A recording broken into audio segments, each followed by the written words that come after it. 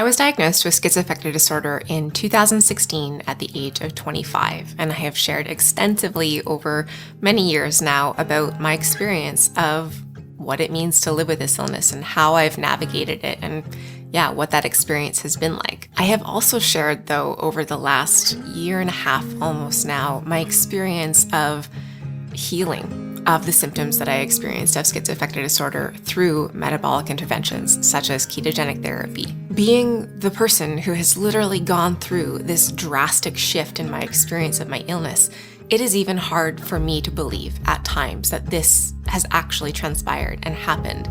And so it's not really surprising that I'm getting feedback from some people along the lines of questioning if I ever really even had schizoaffective disorder, questioning if I was misdiagnosed, and these sorts of things. This feels kind of ridiculous to do, but I have lots of evidence, documented evidence of being diagnosed with schizoaffective disorder by multiple different psychiatrists.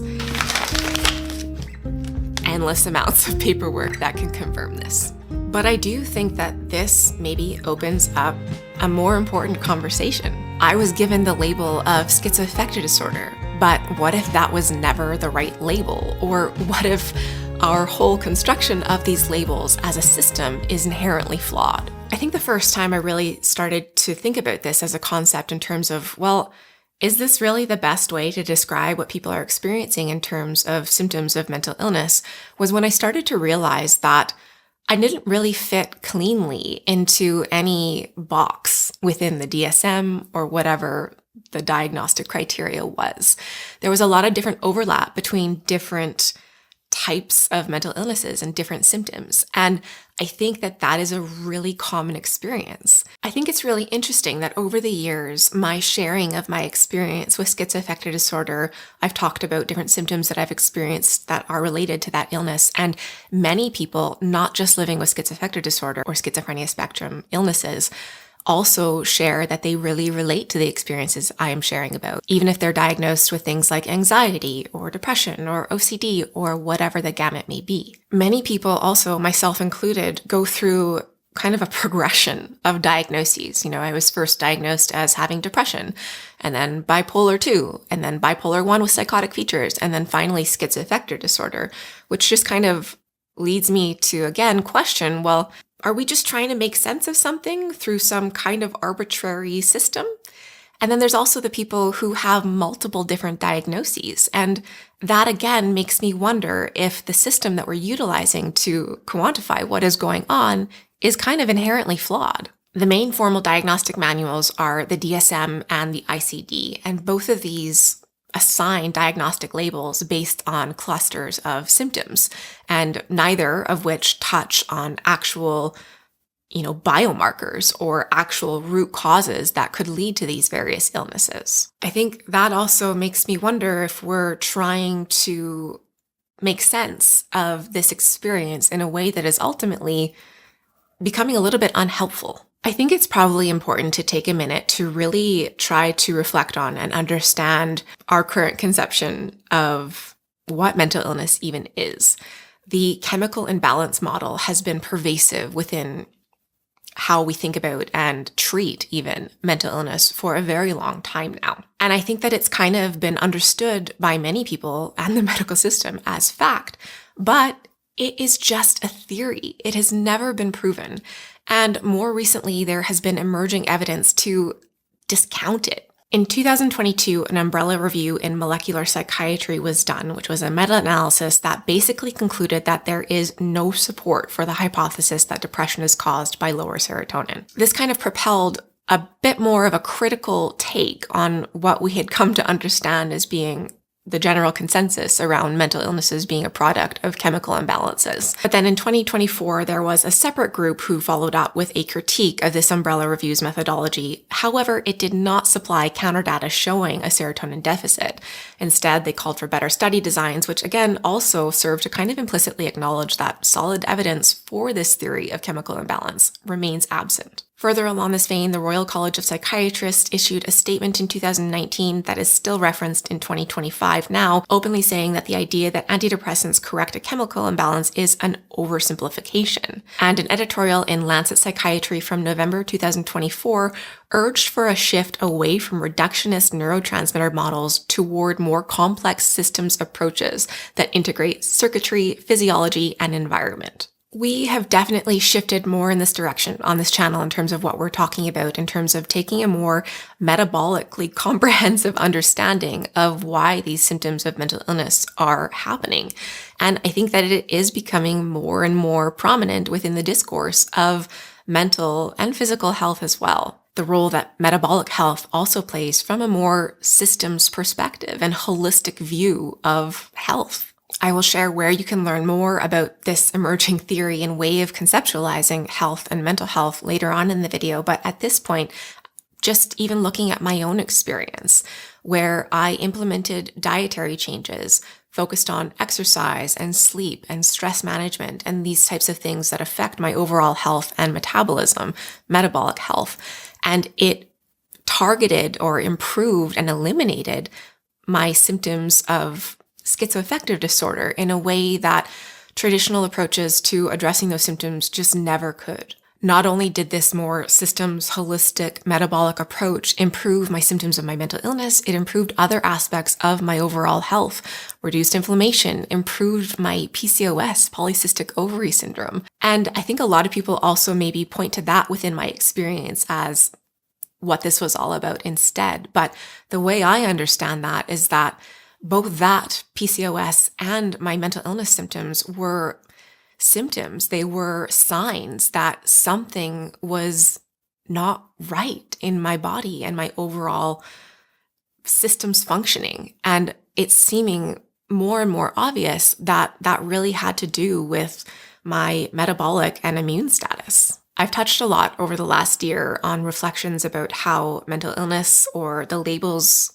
we take on around mental illnesses, really become enmeshed and intertwined with our sense of identity. And I think that that's an important thing to explore when looking at our conception of diagnoses and how we label these experiences of symptoms. I have shared openly on this channel that I felt a degree of relief when I got my diagnosis of schizoaffective disorder, because it did feel like, okay, there is an explanation for what I'm experiencing. And it was almost validating in a sense in that way, as well as almost maybe even acknowledgement of the pain and difficulties that I was experiencing. Upon receiving this diagnosis, I've shared again on this channel before that I was told things by medical professionals, by psychiatrists, things like I should be in a hospital for the rest of my life because my experience of my illness was so severe. And that was really what I could look forward to in terms of life prospect. And I think when you are getting that kind of messaging, and when you are labeled with something that there is a collective understanding that that is what it means, there does almost necessarily have to be a bit of an internal reordering of what you think is possible for your life and for yourself. And it does almost become a protective component, taking that on as a part of your identity. And I think really coming at it from a place of compassion and just trying to accept. That was a big thing that I talked about, acceptance, around coming to terms with what your illness, what your diagnosis, what your label means for your life. And when you start to take this on a personal level about how you are understanding the label that you've taken on and how it's informing your identity, this also leads to a bit of a self-fulfilling prophecy, whereby receiving this label and psychiatric diagnosis and how it becomes enmeshed in your own identity, it can become limiting in terms of making it harder to be open to exploring other options. I think for a long time, it just felt super patronizing to hear people say, well, are you eating well? Are you focusing on sleep? And all of these things that I now understand are actually really important components of metabolic therapies. There was this lack of receptivity to that. And maybe because it needs to be a part of a bigger approach for it to be effective, and it always just felt, patronizing or really lacking in understanding and empathy of how hard the experience was. But when it really gets entangled with who you are and limiting what you believe is possible for yourself, it does, again, shrink and make even just the option of possibility much smaller.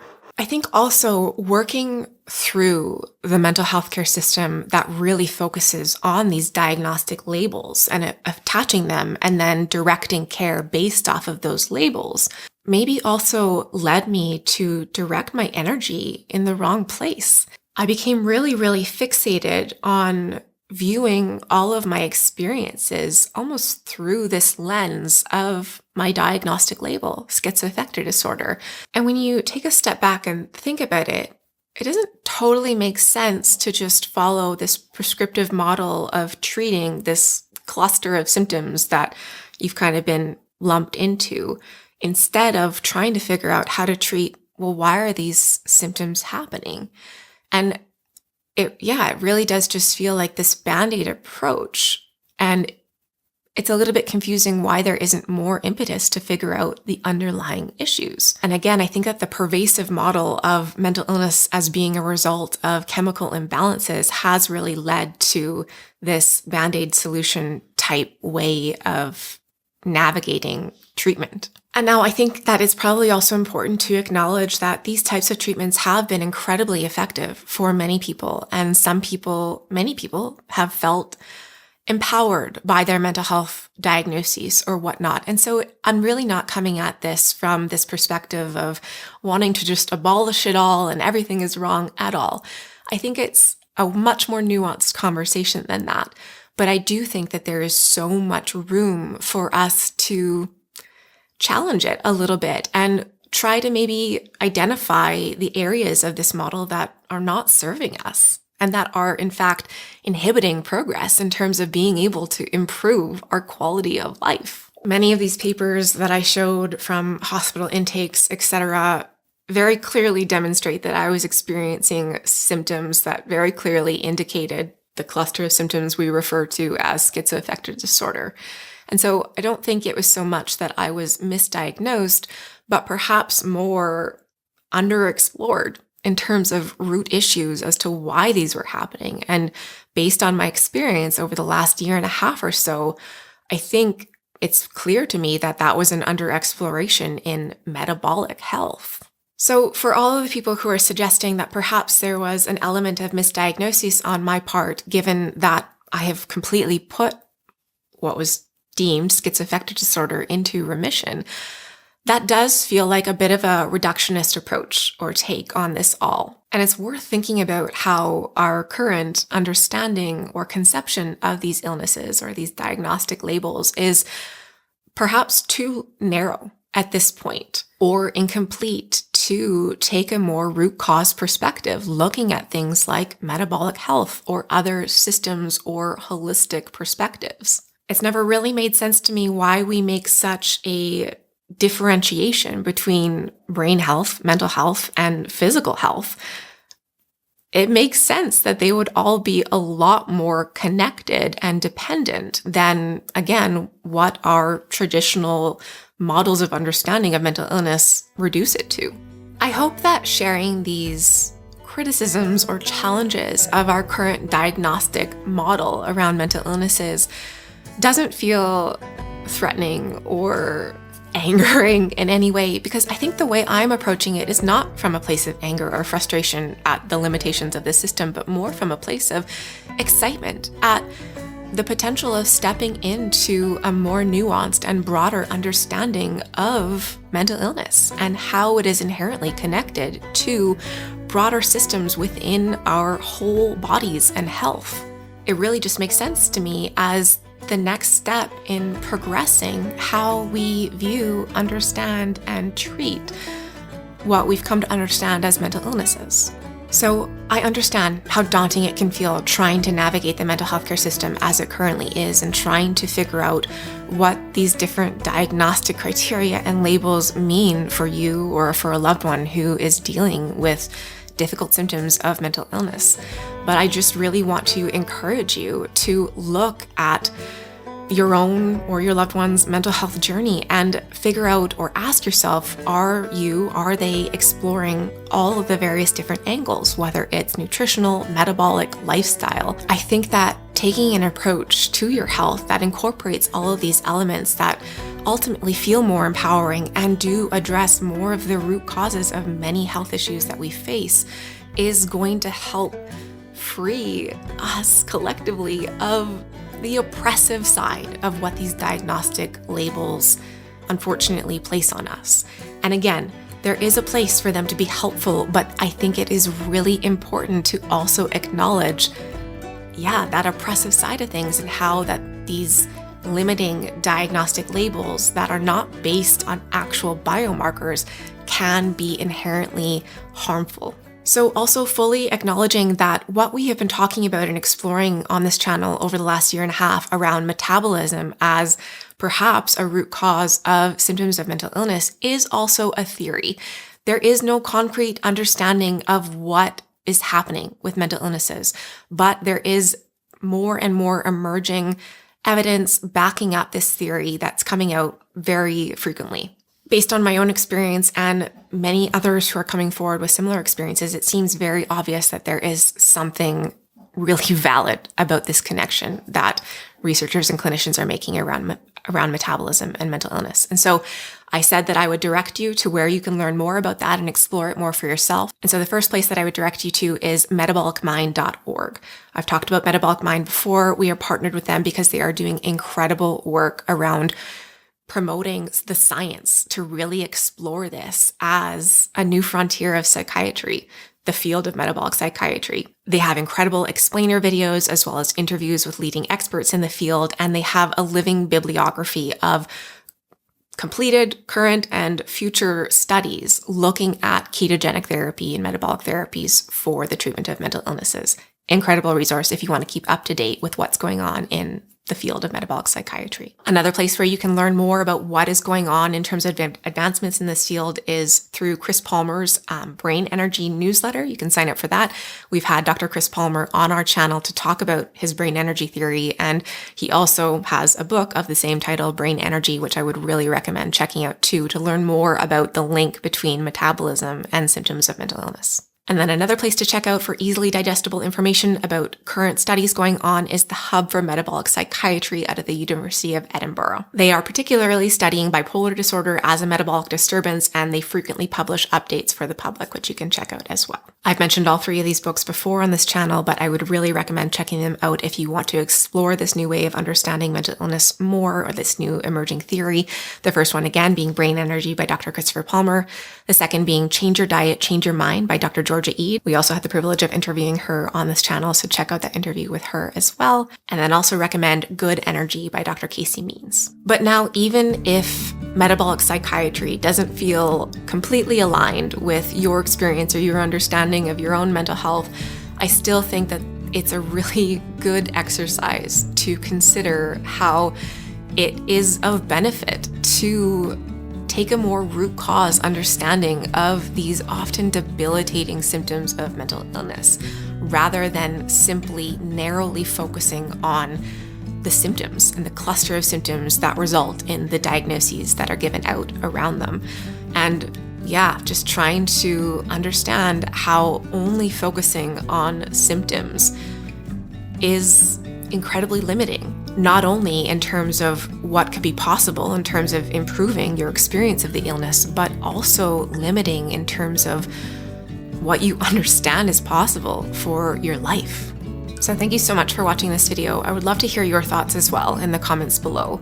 And just a reminder that I am engaging in these conversations from the perspective of a patient myself, someone who has lived through various diagnoses and grappled with how this has affected the ability to treat these symptoms and my own self-perception and what it has meant for moving through my life.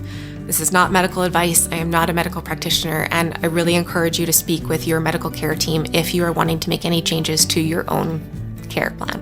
And then one final thing I just wanted to mention as well is that we do have an online peer support community dedicated to people who are interested in exploring metabolic therapies in the treatment of their mental illness. The link to that is in the description below, as well as in a pinned comment, but you can also find out more at metabolictherapysupport.com. Thank you so much for watching this video, and as always, wishing you and your loved ones good health. We'll see you in the next one.